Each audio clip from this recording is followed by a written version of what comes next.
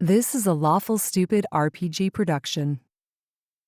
Hail and well met, and welcome to Dragonlance Echoes of Krynn, Dragons of the Hidden Flood, a D&D podcast presented by Lawful Stupid RPG.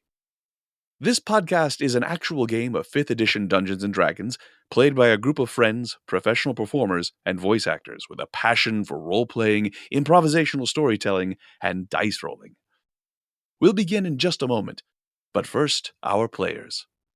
Hello, I'm Jade, and I'm one of the founders of Lawful Stupid RPG. I've been a huge Dragonlance fan since the beginning, and producing this podcast has been a dream come true for me. I will be playing the dwarf of the party named Farron, and I hope the stories we tell sparkle in your hearts like the brightest gems Riox ever dreamed of.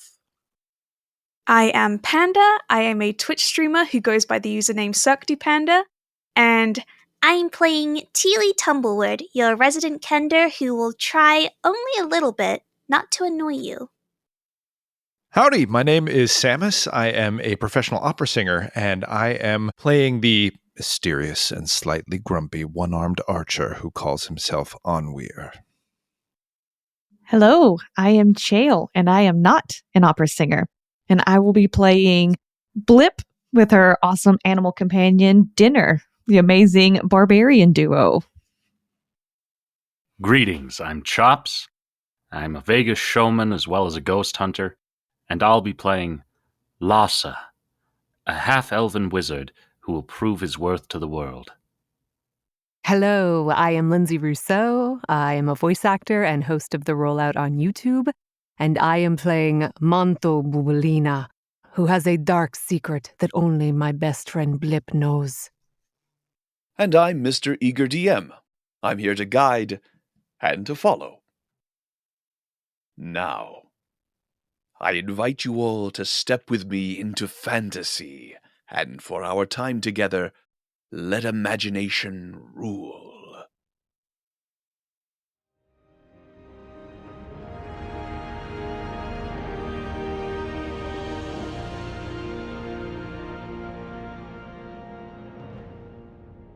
Last time, the battle continued as the adventurers sought to defend Crown Prince Jarvan from assassins.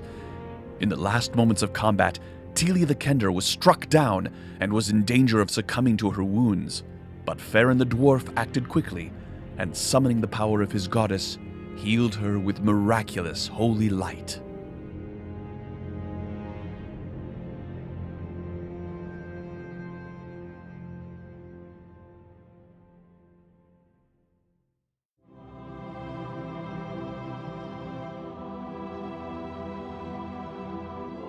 may I ask, what does it feel like that when I am regaining consciousness? Does it have a feeling effect on the body?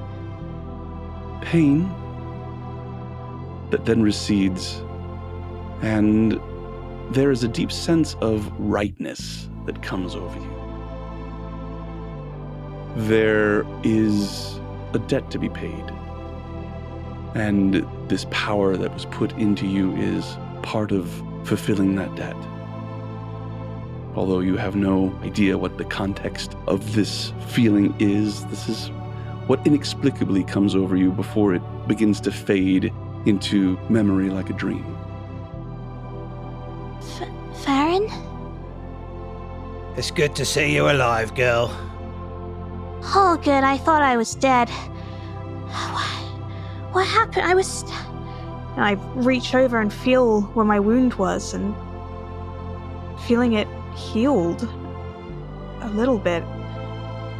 A perplexed look goes across my face. How long's it been? How many days? Baffling indeed, my dear. It's been about 10 seconds. I knew it. My mom always said I was special. I knew I had a power, and it's super healing. I do it! I raise my arms. I jump up. Yes, I knew it. I knew I was special. Yes. In the middle of this outburst, I will run to you and gently put a finger on your lips, and I will signal quietly that the prince is still in our presence and that we need to leave. Anything for you. I kind of look at you cockeyed for a moment, and I look to Tulian. Where do we go? True healer. A miracle. Exactly what is needed in this dark night. Praise the gods. I agree. The gods must have bestowed this power on me. I am truly one of a kind. Steely Tumblewood, it's nice to meet you. The miracle will have to be discussed later. We must hurry. Tulian looks at each of you in turn, recognizing Lhasa, recognizing Anwir. Looks with a strange, almost odd look at Farron, but then looks towards you, Manto and Blip, and his expression hardens. Who are you? My lord, we were... Well, Teely and I were brought in to be performers in this great production, and as you can see, it has been interrupted. This is my companion, Blip. There was a minor misunderstanding in the pits yesterday, and, well, we are here now. But I am native to this land. Tulian, I've watched each of them fall, one of the assassins. They pose no threat here. He looks at you, and you see his jaw harden, and then he nods.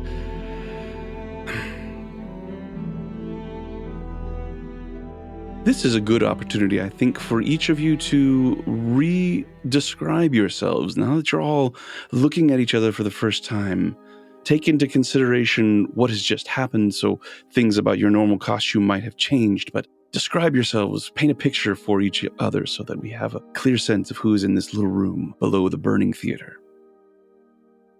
Let us start with Farron. When you look at me, you see a shaved head at the sides, and down the middle is a mohawk tied back into a ponytail. I am bare-chested with a toga with the symbol of a silver griffin wing around my neck that is now showing where before it was hidden. I have a glorious beard with 3 neatly tied braids coming down, capped with gold beads. Next, we will have Teely. I am a 3-foot-tall kender with light brown hair tied up into the classic top knot, wearing brightly colored clothing, really high boots, and just a very thick skirt that, as I move, you can hear all kinds of movements from inside of it.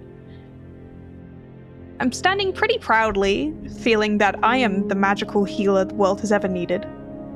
Covered in brightly colored makeup and jewelry, just very bright and colorful. Anwir. I am standing in my black combat leathers.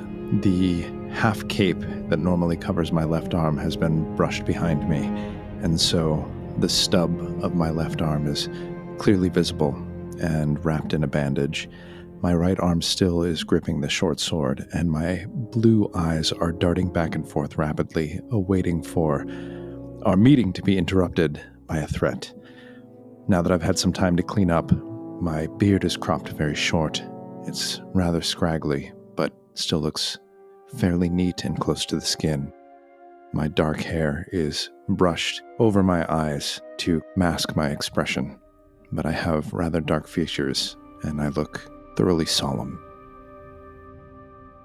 Blip. I stand a tall, strong, and stocky 3.5 foot tall, covered in a fine layer of dust and soot, mud caked everywhere. I've got thick, dark, muddy brown hair with pale, muddy brown eyes. I run my hands over my flower sack dress, trying to knock off any traces of the fire from before. And as I do, my hands brush against the various pots and pans that are strapped to my waist.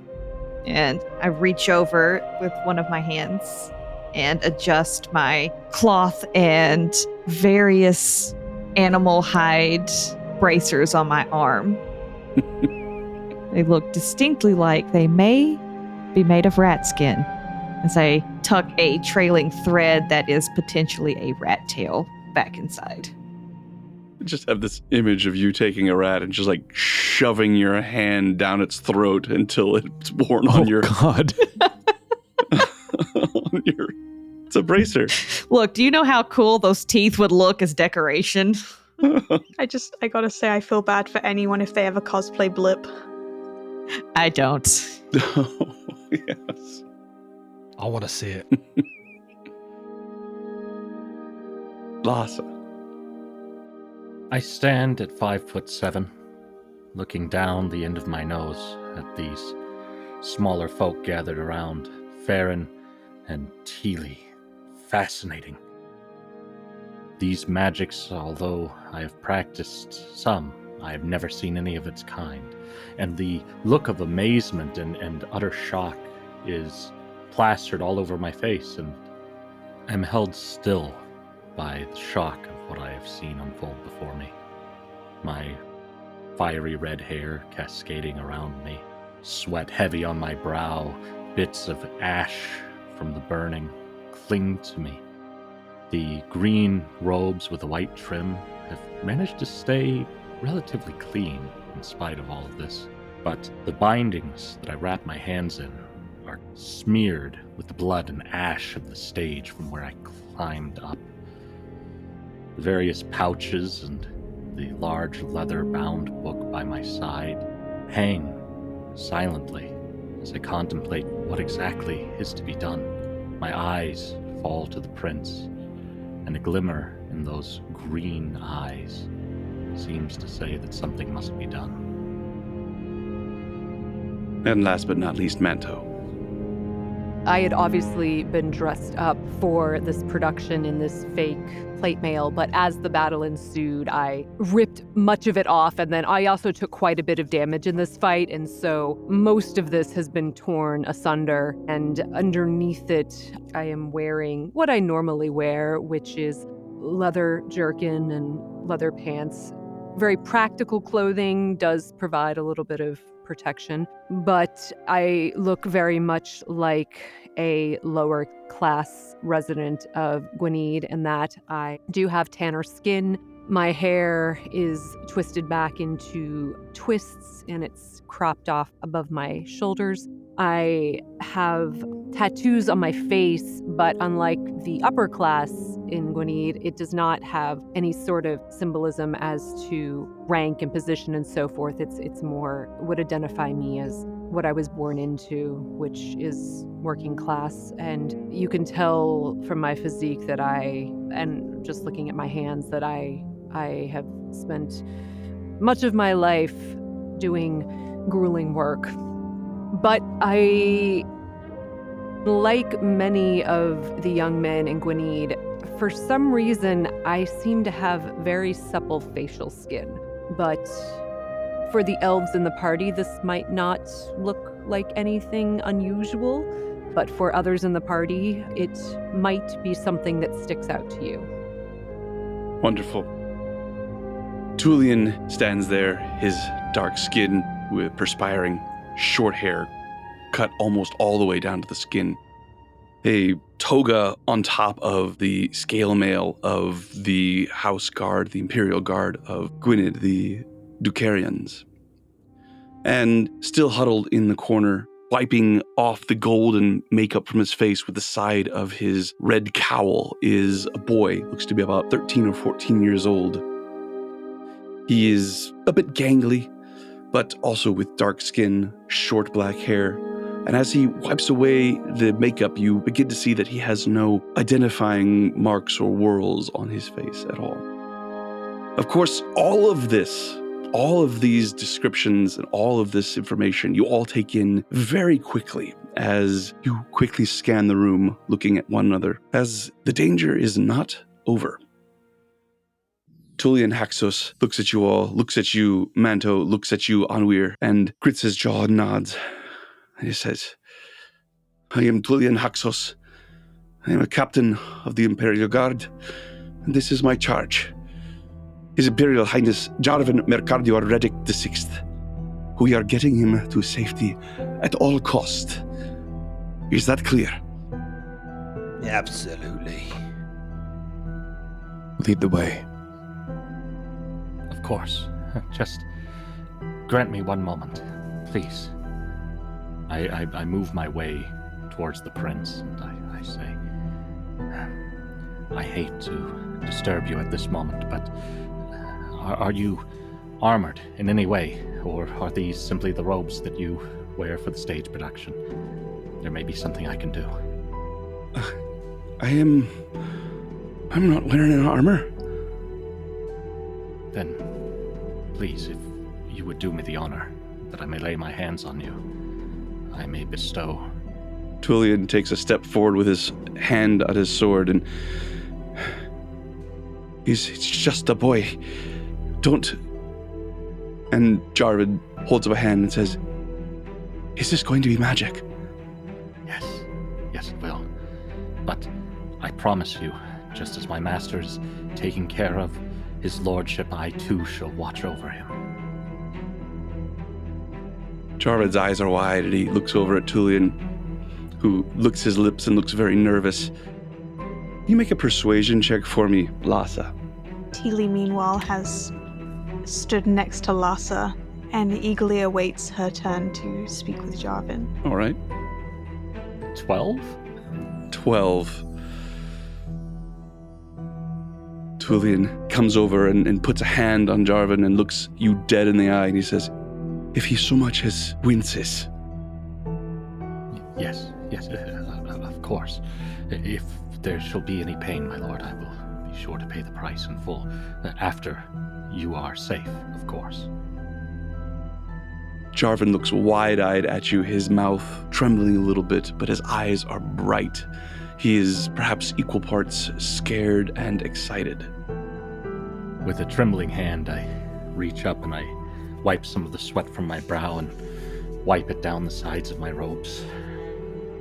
Place my hands upon the sides of him and close my eyes and speak.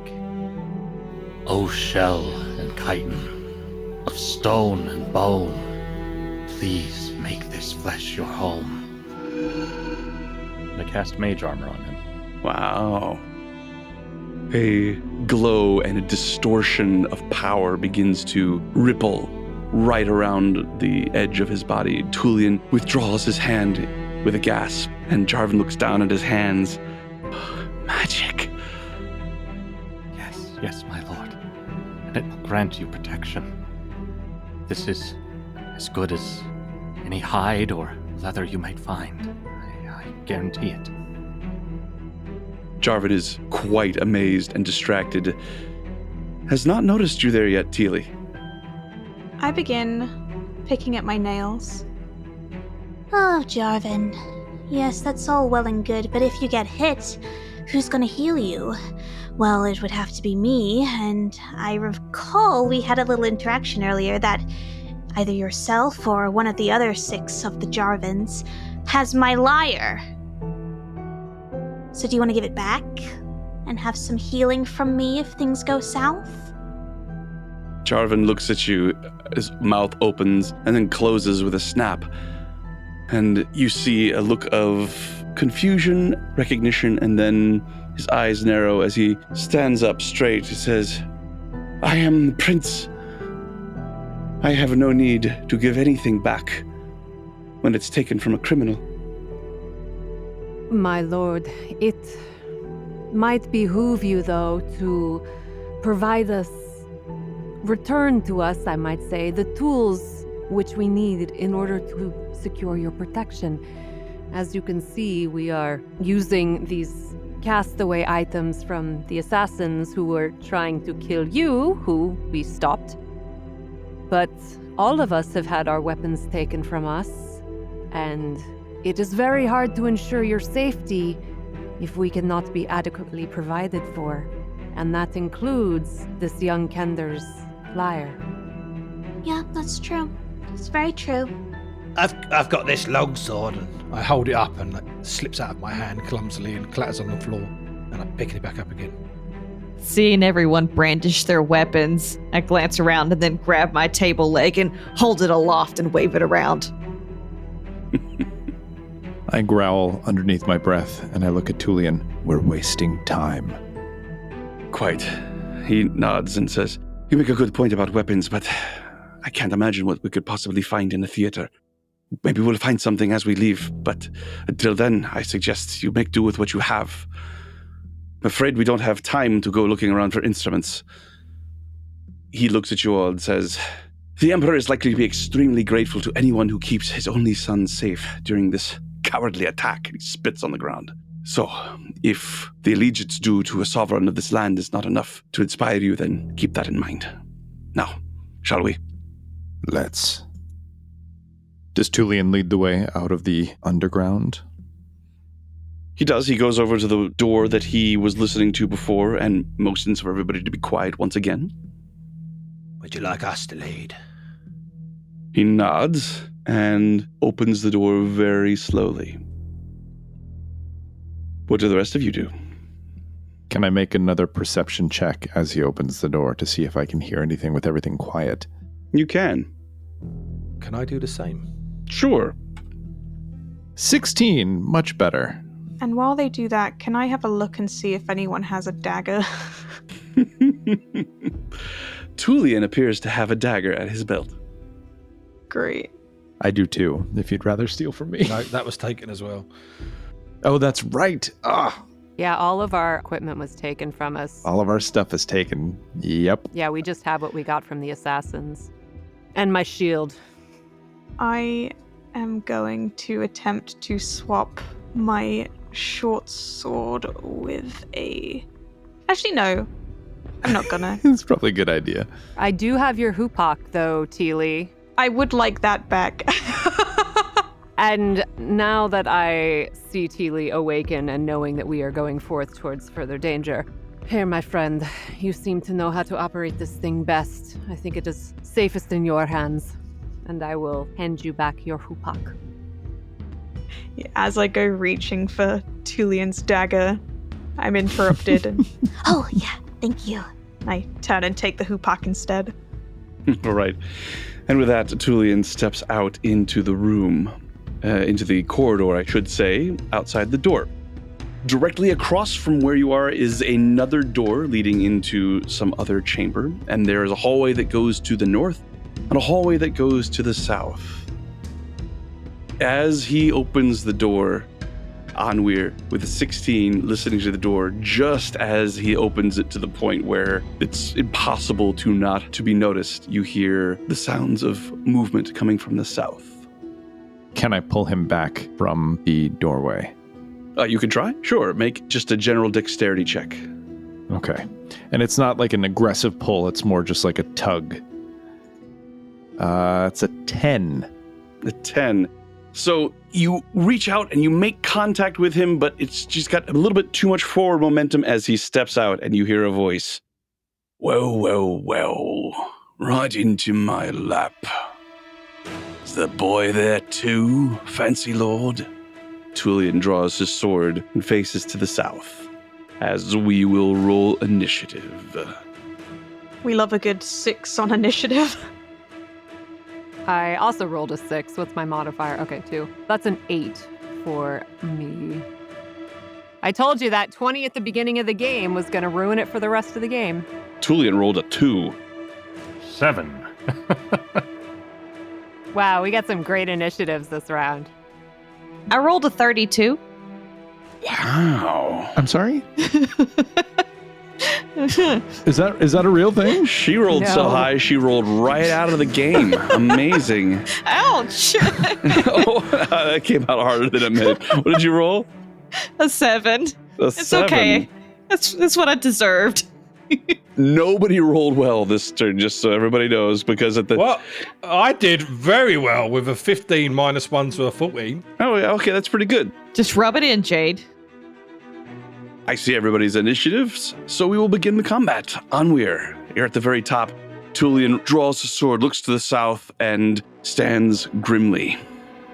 Does Tullian look like he's going to make a motion to attack, or is he in a pose of defense and protection? It's difficult to determine. This is the very first moment of this combat. He is a man of action. His weapon is drawn. You don't know if he is going to charge, or if he's going to defend, or if he's going to try and get to the other door. You have no way of knowing. This is the very first instant of combat. You don't know him well enough to read him. Standing just at the entrance to the door, I'm going to press my back against the wall, just on the inside of the door, and I am going to hide. Please roll a stealth check for me. Wow. This curse, Sean, I feel like you have cursed my dice. Why would I do that? I have a 9 for stealth, but I am holding an action to strike the next person that comes within range. What are you using as a weapon? I still have my short sword. So the next person who comes in range of you will strike. Yeah, the next not nice person. Got it. Just to be clear. No, yeah, okay. That specific you don't need to get. Okay, well, just in case. All right. I trust you, but I don't trust you. Farron, you're next. I walk through the door and follow Tullian and look to the assassins. So you see two that are similar to the ones you've been fighting upstairs, but then you see one that is slightly taller. His black cloak is over large silver pauldrons on his shoulders, and he has a grinning face and a dark, scraggly black beard. His skin is fair. He is not Urgothian. I look to the assassins and hold my holy symbol. O Silver Master, guide my words. You there, drop your weapons and throw them against the wall behind you, now! And a pulse will go out, and I will attempt to charm them. So is this the spell Charm? Nope. What is it? This is Order's Demand, my channel divinity. My goodness, what is the range? Anyone who can see or hear me within 30 foot. All right, fantastic. And what am I rolling to resist this? Order's Demand is a wisdom saving throw, DC 13. All right. So the first one has rolled a natural 20.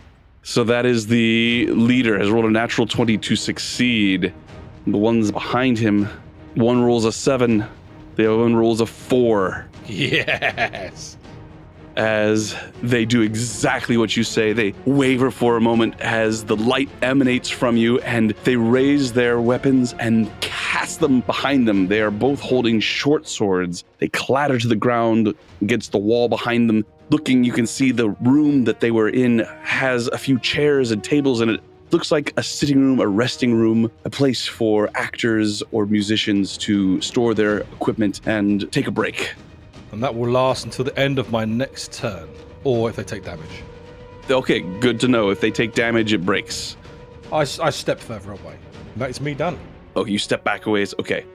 The leader shakes his head as this light, and he hides his face from it. He says, one of them tricky boys, are you? Adam, lads. And he runs forward to engage with you, Farron. He comes up, and as he does, he brings up a scimitar in one hand and a dagger in the other. He attacks 14. Hits. 3 points of slashing. Attacks again with his dagger. Hitting AC 6. Misses. That is him done. Bringing us to Manto. I am going to run in and assist this person who I just saw do weird magical stuff. The dwarf Farron, you mean? Yes, the dwarf Farron. And I am still not liking not having my equipment, because that was a 7 to hit. Afraid a 7 doesn't hit. Yes, I was assuming that that was not going to hit. I have not done this yet, but Would you allow me to use my shield as a bonus action? Explain. Shove. So you can't make a shove attack with a bonus action unless you have the feat for it. Shield mastery. Yeah. Right. Okay. Sorry. I will be taking said feat soon, so. Fair enough. This is an FYI. Yeah, that's my turn. All right. Brings us to Blip. I will look around confused and realizing that Manto has dashed off without me, I will charge after him. And seeing this guy attacking Manto, I will become very upset. And, Manto, I save you! I will attempt to rush between his legs and pop up and punch the enemy. Are you a small or a tiny creature, Blip? I believe you are small. I'm small. I love this imagery. So the surprise of suddenly having the gully dwarf suddenly appear underneath the assailant who just missed him, I'm going to say offsets the disadvantage that you have from attacking from a squeezing position. If in fact you are attacking from Manto's exact position, then that does give you disadvantage. Yes. But I'm going to let it even out because of the surprise. Go for it. Yes. That will be an... Will that be my unarmed strike? It will. Not if you're using the club. You're armed. Okay. I will use my table leg. That is a 15 to hit.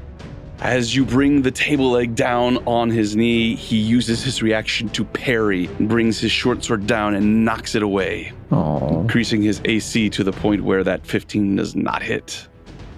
Damn. Okay. I only get one attack per turn, so I am going to use this time to, as my bonus action, rage. Okay. Grr.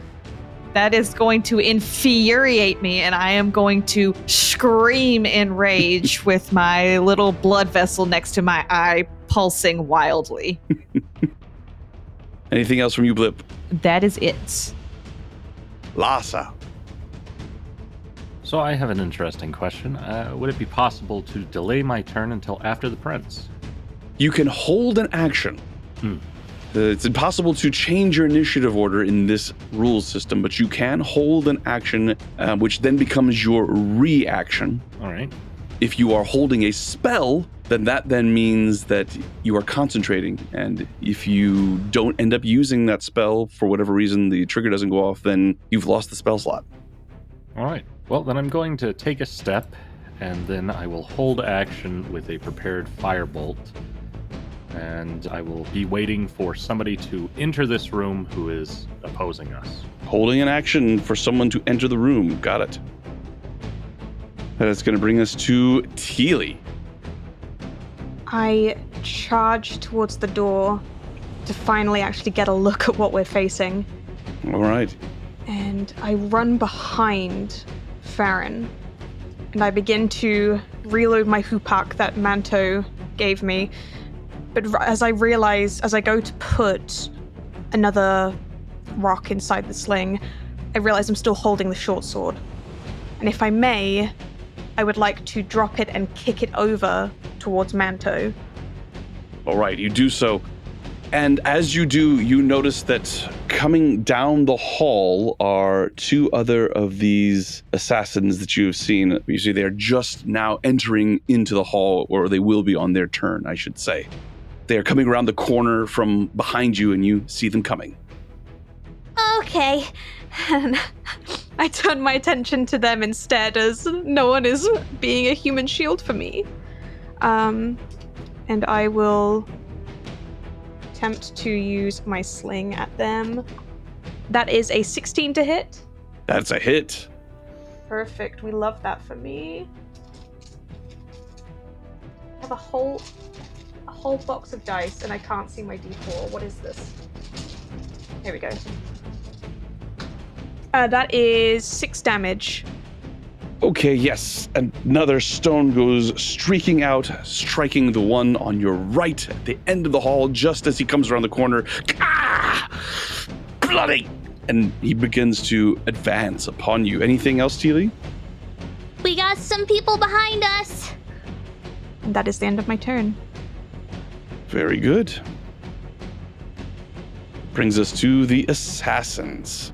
2 assassins in the room to the south are charmed, and they stand looking concernedly at what's going on.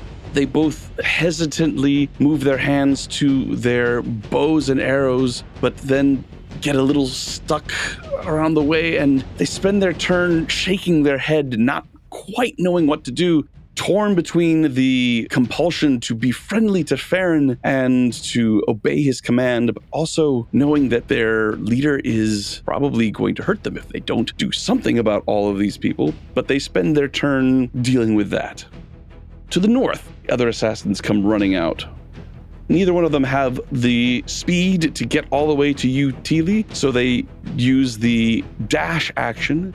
One moves past you, Teely, but not so far past that it incurs an attack of opportunity, so it flanks Tulian. The one that you struck with the Hoopak bolt comes running at you with a short sword and says, "Come here, you little filth!" Oops. Either one of them can take an attack this turn. Gonna bring us to Tulian. He gestures to the door to the east, says, "That way, I think." And he brings his sword down on the fellow who attacked Farron. Ooh, he has a critical hit. Nice. As his eyes blaze, his nose flares, and he brings his sword down with all of his might. Let's see here. Unfortunately, he didn't do very good damage on that. Well, he gets to roll again, doesn't he? Because it's a critical hit. Wow. Well, that's technically better. He rolled a total of 3 on the dice, adding to that a +4, so that is a total of 7 points of damage from that critical hit. Sure would have been nice if it had been better than that. Oh well. Onweir, it is your turn, back to the top of the order. All right. Sensing that I am not particularly well hidden, I would like to try to re-stealth myself on the other side of the doorway. Okay. And that will break a line of sight. So hide, much better hide roll. Oh, finally, my goodness. 24 to hide. And then immediately I will pop out and attack with my short sword. Oh, that's much better. Terrible sneak attack damage, but I've hit with a 20. Okay. You jump out from hiding, and your damage is? 7 damage. 7 damage. He gasps in surprise as you jump forward and slice him. Farron. Okay. I look to the 2 assassins that I charmed that have just pulled their bows out. You 2 over there, throw me them bows. And I will attempt to stab with this clumsy longsword that I have. Okay. Does your divine power continue on? They're still charmed? They're still charmed by me until the end of my go. All right. I rolled a 13 plus only 3. 16 to hit. 16's a hit. And that's a D8 plus 3. 6 damage. And I will then... No, I'll stay there. All right. It is now the fellow who spoke in the first place. He grits his teeth as he looks at all of you and looks around the corner to see where Jarvan is huddling with Lhasa and snarls and says, "Maybe we can come to a deal, eh? Just hand him over. There's a lot more of us than there are of you. Maybe not at the moment, but if you know what's good for you, just walk away." As he says this, he is still fighting and attempts to slice at Farron again. Once with a scimitar, hitting AC 17. Hits. 9 points of slashing damage. Then he tries to hit you with his dagger, hitting AC 19. Hits. 6 points of piercing damage. I'm down. Farron, you drop to the ground, unconscious and dying. What do we do? That's going to bring us to Manto. I am obviously very concerned by seeing this dwarf just fall and suspecting that he is the one responsible for the healing and not our little Kender friend. I am going to furiously swipe again. The main leader of the assassins is who I am swiping at. So that is going to be an 18 to hit. That is a hit, and he cannot parry it. Great. I am also going to spend a superiority die and attempt a trip attack. Okay. When you hit with a weapon attack, add the total to the damage roll, and then the person must make a strength saving throw. So that is going to be 10 points of damage. 10 points of damage, okay. And then I need you to make a strength saving throw DC 12. Strength saving throw DC 12. I have rolled an 8. Great. You are now prone. All right. So describe this for me, Manto. Great. So I have been perhaps trying to fight too professionally. I am now resorting back into my ways as when I fight in the ring, and I'm now playing dirty. So when I go in for this swipe against him, I am slashing across his chest, and he does not realize that as I am slashing his chest, I am wrapping my leg behind his, and then I leverage him over my leg and shove him to the ground. Very nice. He falls with a grunt. Ugh. Anything else, Manto? Since he is now prone, I will please step back out of melee range. Because I'm kind of boxed in here, so I guess this is probably the only place I can go, right? You can take a step back. You can move through your ally's space if you wish. Oh, okay, that's right. I can do that. You can't move through an enemy's space. So if you want to go back into the room, you can. No, I'm just gonna back away here. I think here is good. 5 feet step away from the lead assassin, and I am flanked by Onweir, and then also surrounded by Blip and our lovely prince. Blip, it is your turn. All right. I am going to stomp my foot in absolute fury and grab my amazing wooden table leg with both hands, squeeze it as hard as I can with my muscles bulging, and I'm going to charge forward and bring my table leg crashing down onto his head. All right, you have advantage on this attack because he is prone. Yes. All right, that is a 17. That is a hit, but go ahead and crit fish. 2 17s. 2 17s. He cannot use his reaction to parry. It only gets him to AC 16, so 17 hits. Amazing. I bring that table leg down with all of the force I can muster. So that will make my total of 6 damage. Total of 6 damage. As I bludgeon him senseless. The table leg does come down and smack right on his face. He grunts in pain as blood begins to spurt from his nose. Lhasa. I take a moment to move forward along the side wall so that I can get a better view in through this doorway at this press of bodies inside. Jarvan stays with you. However, it seems that from my position, it would not be very easy to throw any magics inside without risking my allies, and so I will again prepare and wait. Alrighty. That brings us to Teely. Okay, so the assassin that I am face to face with, I am going to hold my hoopak both-handed and just reflexively try and bonk him on the head, Blip style. And go for it. That is a 3 to hit. Oh no. And it would have been max damage as well. I'm so mad. I'm afraid a 3 does not hit. No, okay. I just... I'm sorry to do this. I just say, I could really use a hand here. And I give Bardic Inspiration to Onweir.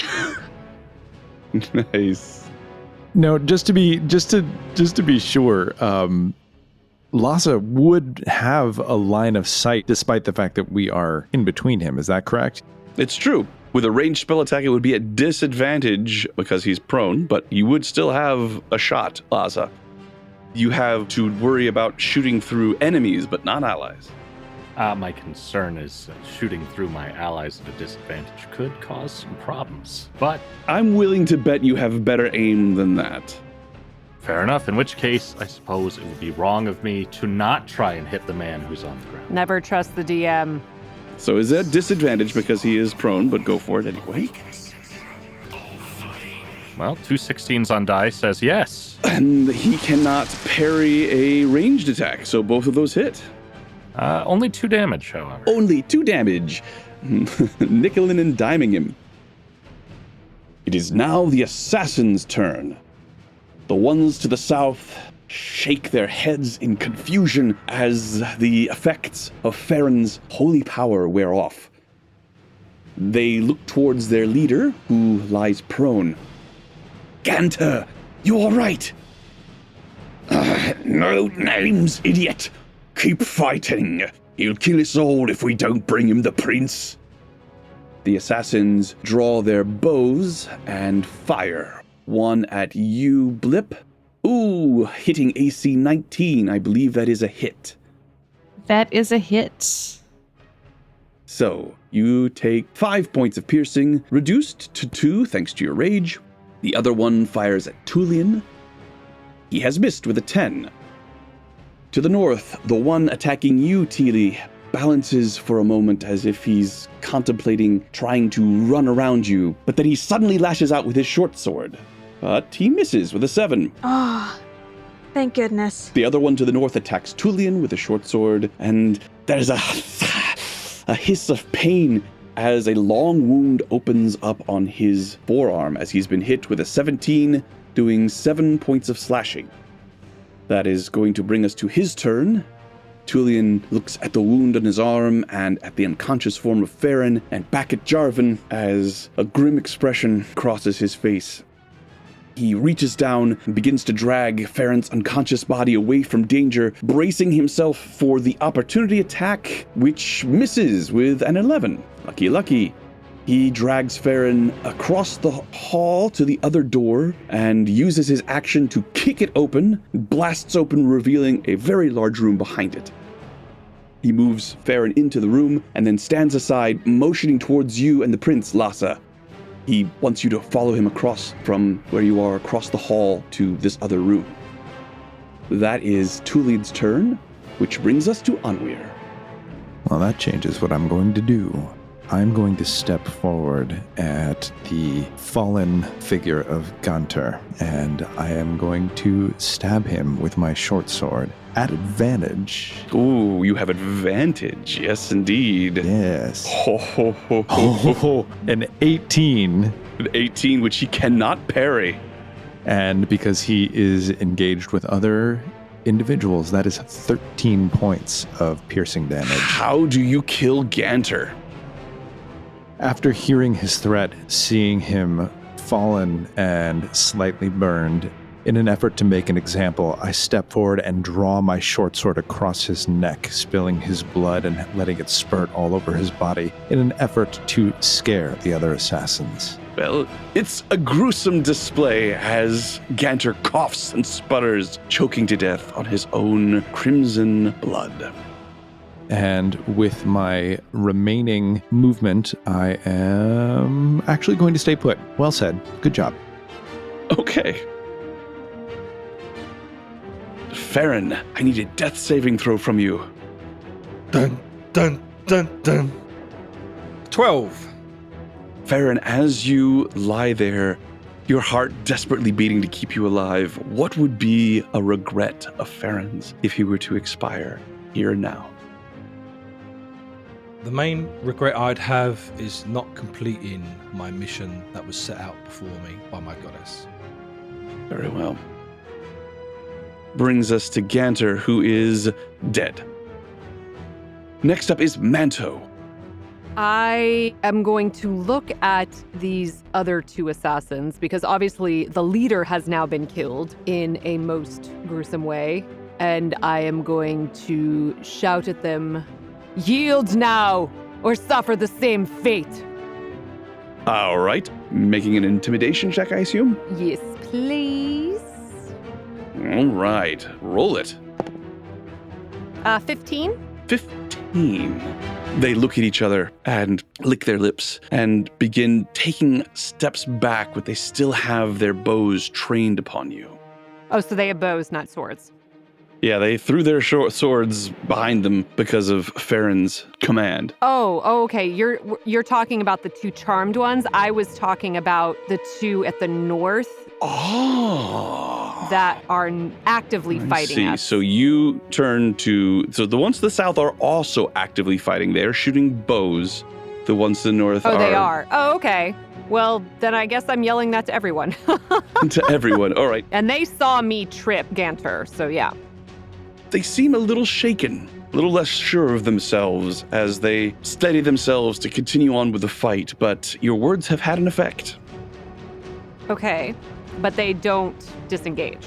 They do not. Okay, then I am going to hold my ground and look very menacing. All right, Blip. After seeing all of that happen, I am going to spin around in my furied state, and I'm going to glance at Manto. What I do? Kill them. Ugh. And I'm going to spin back to the assassins directly in front of me, and I'm going to charge. All right. I gave you a chance. She unleashed the bulldog. Rawr, rawr, rawr, rawr, rawr. And as I approach, I am going to attempt to leap into the air with my amazing table leg club and bring it down over their head, even though I can't reach their head. Excellent. Go for it. Roll your attack. I think Blip's got like small dog syndrome. I am not a chihuahua, thank you. Are we sure about that? Oh, Blip. I have do I have advantage? You don't have an advantage. Dang, gummit. Sorry. 10 does not hit Blip. I'm going to bounce off their chest. Boink. Nice. Lhasa. I'm going to begin moving forward, trying to get a look into this room. I want to lead the prince through, but there's quite a lot of danger. Indeed. Being as I'm going first, I think I will draw any attacks of opportunity myself as we rush into the room that Tullian had kicked open for us. Okay. The assassin that is currently engaged with Anwir is the closest one to you as you zip through the battle, passing Manto, passing Tullian, and heading into the room beyond where he has put the unconscious form of Farron. The one fighting Anwir does see you running by and tries to zip out with his short sword to catch you, but he is at disadvantage as he is frightened of Manto for this round. So that is going to be a natural 1. Yeah, I did a thing. He has missed his attack of opportunity on you. Since you drew it, Jarvan is able to move through without difficulty and moves to the other side. But as he does, you hear the assassins gasp. It's him! It's him! That's the one! That's the prince! Get him! Lhasa, you have moved. Do you have an action you wish to do? Unfortunately, my action was to dash, and so I have no other action available. That is unfortunate. Also, if I may make a slight adjustment and position myself over the top of Farron, thereby blocking the doorway. Sure, absolutely. The unconscious form of the dwarf is still breathing, but you could see 2 large slashes across his body that look extremely dangerous, not treated soon. The room beyond has a wooden floor, but it is very dark. You could see shadowy forms with your dark vision. Looks like pieces of furniture or statuary, but all of them covered with tarps or canvas sheets to keep the dust off them, you assume. There is a path of sorts moving through the midst of them, and at the far end of it, just at the edge of what you're able to see, you could see the open hatch of what appears to be a drain, some sort of sewer entrance or a ditch. Seems a little odd for it to be here, but that's what it appears to be. As I said, it is open. Now, Teely, your turn. Okay. Teely still gripping the hoopak with both hands, yells to the companions still in the hallway. Okay. The next time we run to that room, okay? And I will make my final hit, or attempt to hit, on the assassin with a 7 to hit. Oh dear, 7 does not hit. I will stand my ground, and once the others retreat into that room, I will join them. Oh, good. This is getting tense. All right, it is the assassin's turn. The one that you just missed, Teely, dives out of the way of your hoopak blow and then attempts to retaliate with a short sword blow, hitting AC 18. Man, unfortunate. Yeah, that hits. Wait. That 18 does not hit because it is a disadvantage thanks to the fear instilled by Manto. I was just gonna ask. Woot woot. Thank goodness. Yes, so in that case, it missed. Onweir, the one attacking you, also at disadvantage. 12? That is a miss. A miss. My goodness. The assassin that is attacking you, or the one that you missed on your attack, blipped to the south, takes a step back, incurring an attack of opportunity if you wish to take it. Oh, yes. Yes, I do. Very much so. I'm going to jump forward and I am going to bring my table leg from the ground up right between his knees. Ooh. Come on. That is a 20 to hit. Nice, that is a hit. Yes. And 3 points, but that should be 5 damage since I am still raging. Got it. He groans. You smelly little. And he brings up his bow shakily, attempt to hit you with disadvantage thanks to Manto's intimidation check earlier.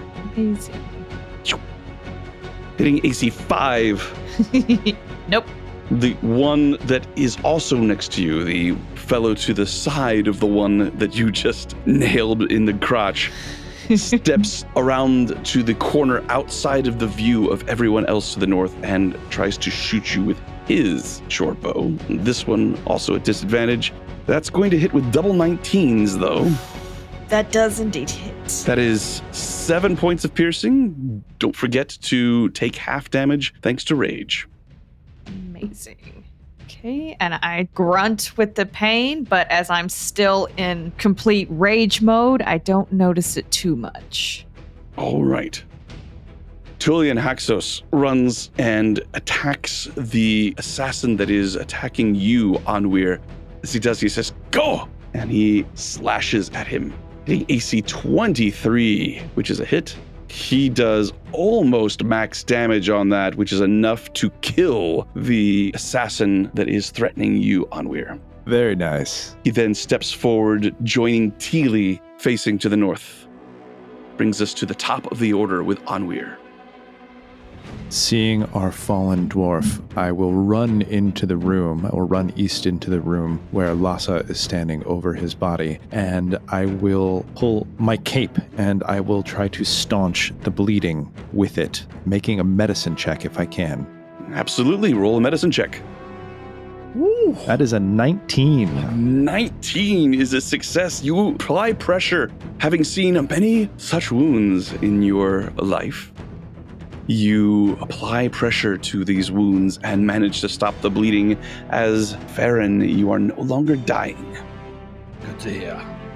With my bonus action, I will sneak into the corner of the door frame and I will look to Lhasa and say, "You must finish them. They need your strength. Go, I will protect them." I understand. In the back, there's a grating. If you can get to it, perhaps you can get them out. Understood. All right, excellent, Onweir. And I assume that is a stealth check as part of cunning action? Correct. With my stealth, I rolled a 23. You feel pretty stealthy. Well, yay. Farron, the dire situation you found yourself in a few moments ago has changed. What does Farron wish he could say to anyone that he has met in the past 24 hours that he might not have had a chance to say? I guess it would be to the Emperor, and having not been able to give the gift of a dragon metal dagger as a gift for his son. Very good. Manto, it is your turn. Yes. Okay, so we have now killed yet another assassin. Do the remaining assassins seem like they are going to run away at all, or are they continuing to stand their ground? Does not your impression that they're going to run, especially the ones to the south? They appear to be trapped. The one to the north is in a more advantageous position. He could run away, but you don't know that he is. He has Tulian and Teely right there, though, correct? Correct. Great. I am going to move towards the assassins at the south, where Blip is. And unless they run away from me, I'm going to attack the assassin that is closest to Blip. All right, they do not run away from you, and you have a feeling that their momentary fear of you has passed. Okay. No matter, I am going to hit with a 22. You certainly are.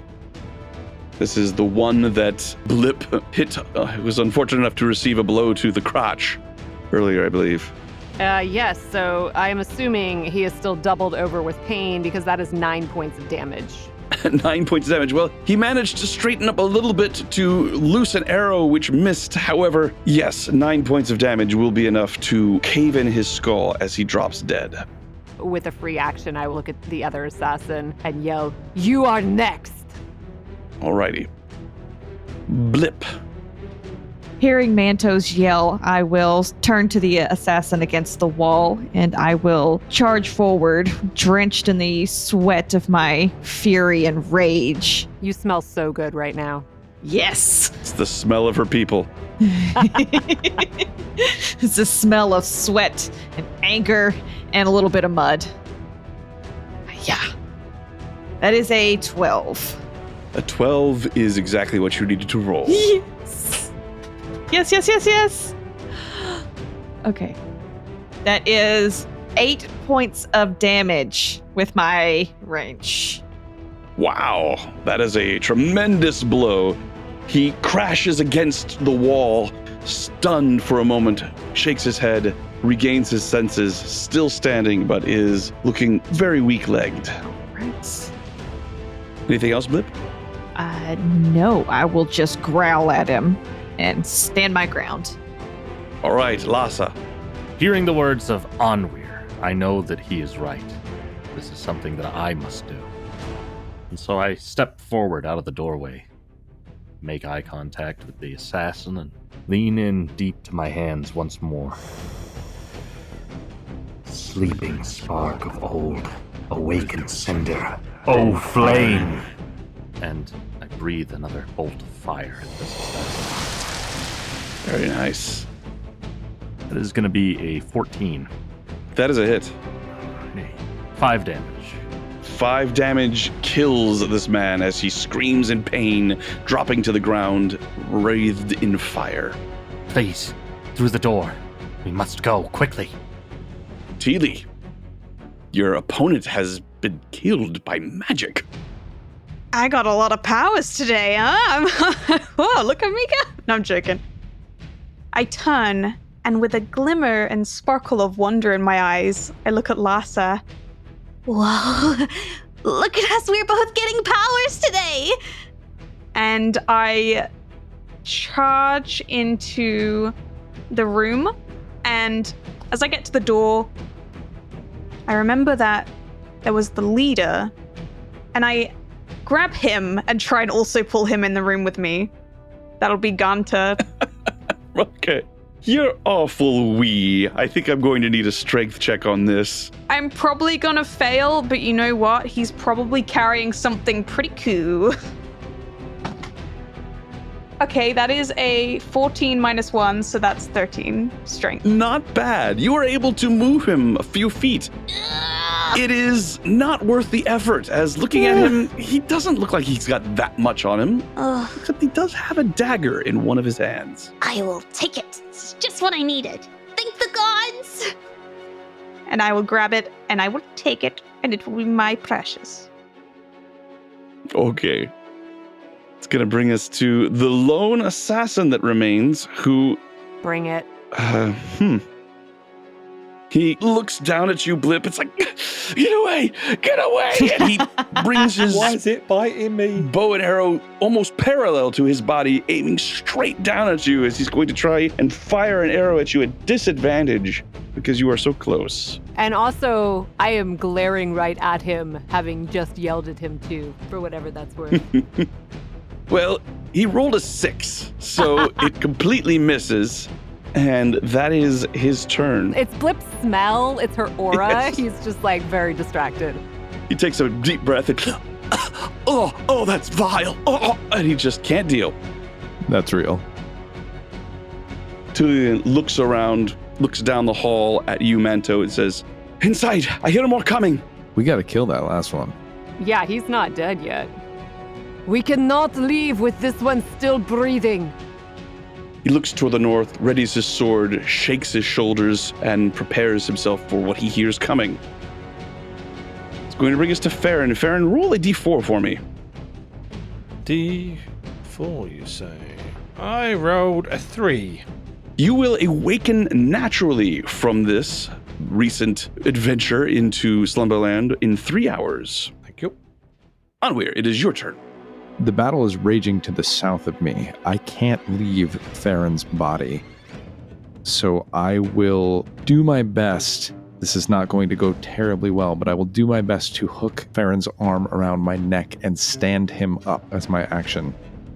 If that is your action, I'm not going to force you to make a roll for it, as you are strong enough, I think, to hold up a dwarf or at least move a dwarf. I will allow you to move at half speed if that is what you wish to do. I will do that, and I will look to the prince and say, they will follow shortly. Come with me. And I will move with Farron's body 15 feet in. I would have dropped that longsword, by the way. It would be on the floor. That's fine, we don't need it. I could think of someone who might want it. I have one arm, so, what do you want from me, bud?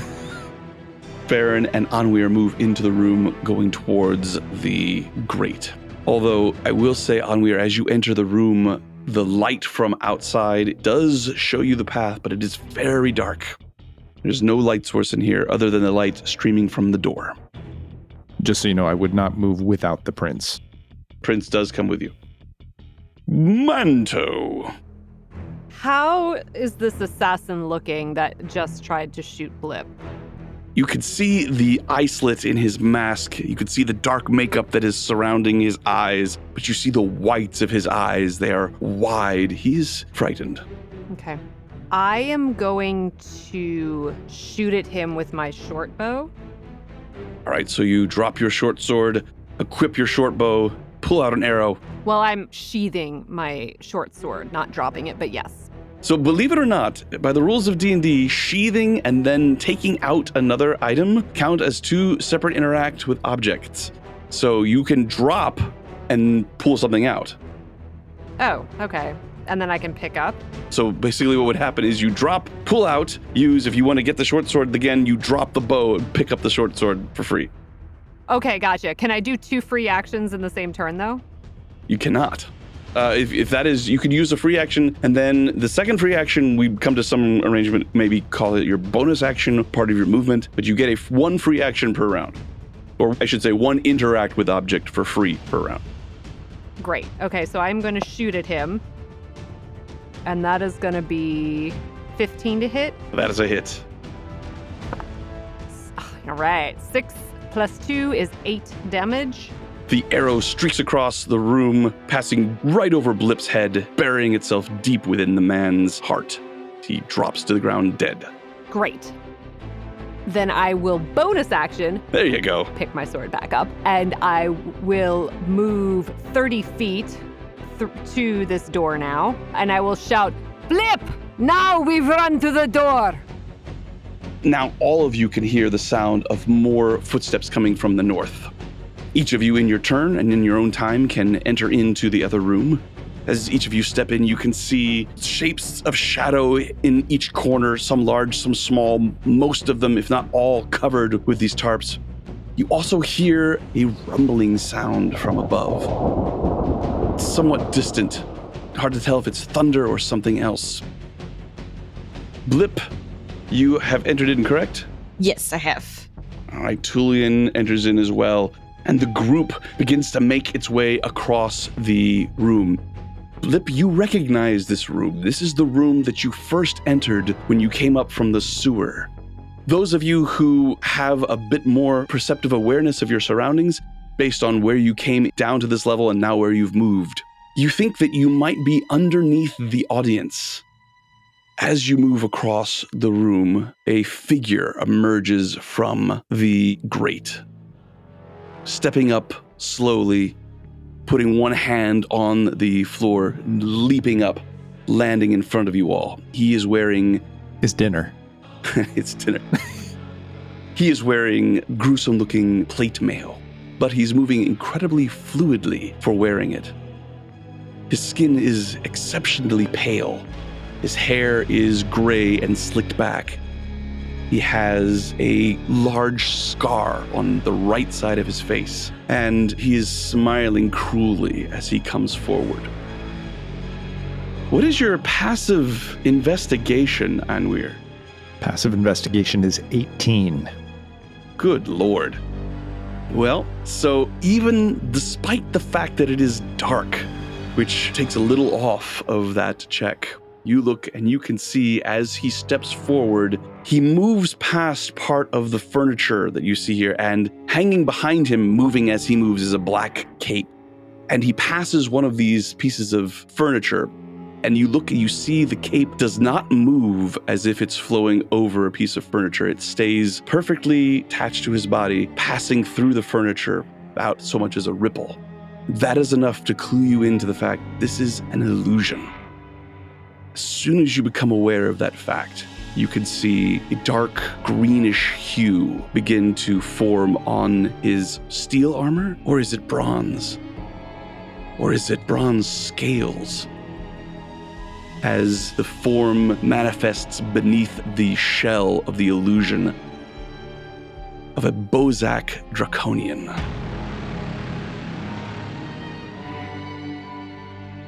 He steps forward. I think you have something that belongs to me. By what right? By this. And he holds up a hand, which Anwir you see to be a claw. As he is about to cast a spell, there's a deep grinding sound and a heavy crash from above you. Several of the covered statues topple over as debris from the ceiling rain down around you. Suddenly, the air is filled with smoke and fiery chaos as the ceiling collapses and the entire northern side of the room, right around where the grate and this figure is, just disappears under a mass of flaming rubble. Just